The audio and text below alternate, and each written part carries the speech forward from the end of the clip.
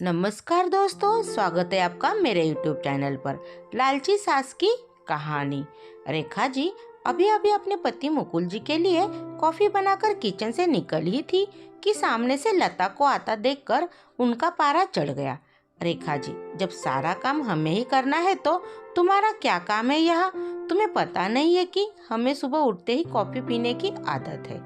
लता, माँ जी, मैं आ ही रही थी, लेकिन रवि को जल्दी ऑफिस जाना था, उनके कपड़े प्रेस करने में टाइम लग गया। रेखा जी, बस हर बात में बहाना पहले ही तैयार रहता है। लता को शादी करके आए अभी केवल 4 ही महीने हुए थे। यहाँ आकर उसे ऐसा लगने लगा था जैसे किसी जेल में आ गई है।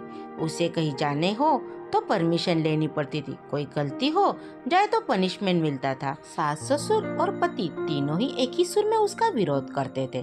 कभी कभी तो मन करता कि यहाँ से भागकर अपने पापा के घर चली जाए, लेकिन पापा हार्ट पेशेंट है, यह सब उन्हें पता लग गया तो न जाने क्या अनर्थ हो जाएगा।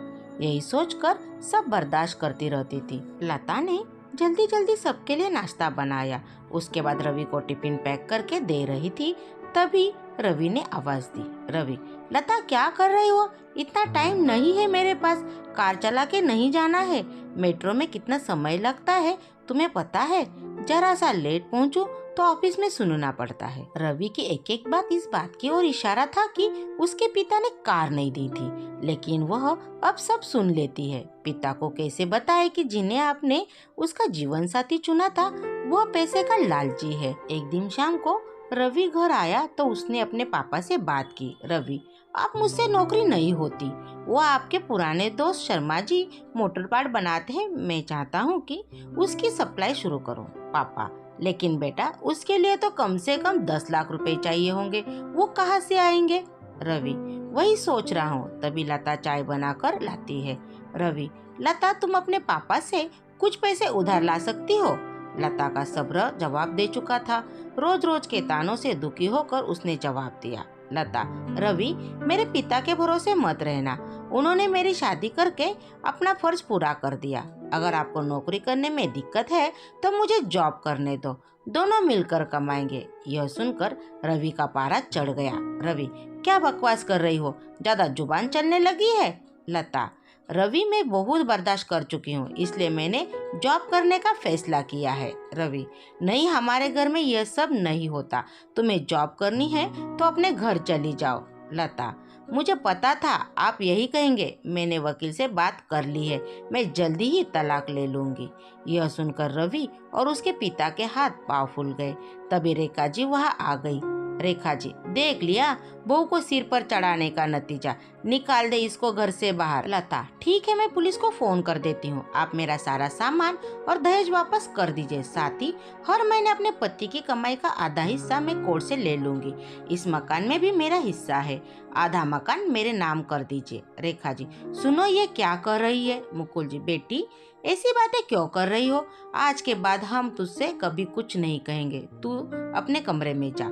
लता, नहीं पापा जी, बहुत बर्दाश्त कर चुकी मैं, अब मुझसे ये दिन भर के ताने बर्दाश्त नहीं होते। आप लोग इतने लालची होंगे ये मैंने कभी सपने में भी नहीं सोचा था। रेखा जी, इसके बाप को फोन करके बुलाइए, इसके मुंह लगने से अच्छा है उनसे डायरेक्ट बात करते हैं। लता, माँ जी, मेरे पिता हार्ट पेशेंट है, अगर इस बात को सुनकर उन्हें कुछ हो गया तो इसकी जिम्मेदार आप लोग होंगे।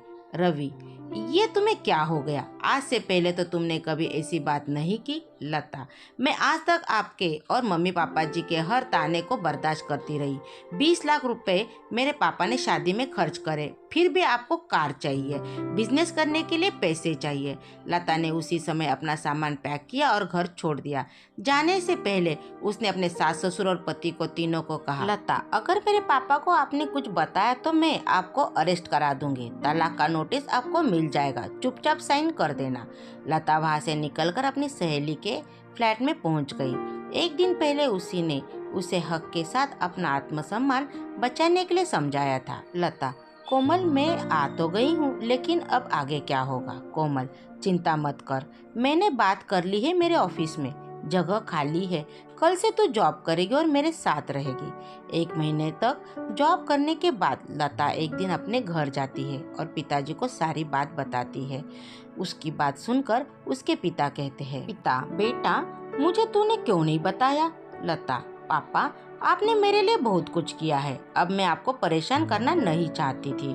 पिता, बेटा मैं इतना कमजोर नहीं हूँ, तू चिंता मत कर, घर आ जा। लता, नहीं पापा मुझे कुछ समय दीजिए, अपने पैरों पर खड़ा होने दीजिए, अपनी एक पहचान बनाने दीजिए।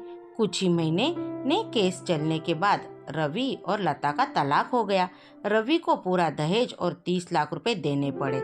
साथ ही हर महीने अपनी सैलरी का एक हिस्सा वो कोर्ट में जमा करवाता रहा। Thank you. Please like, share and subscribe.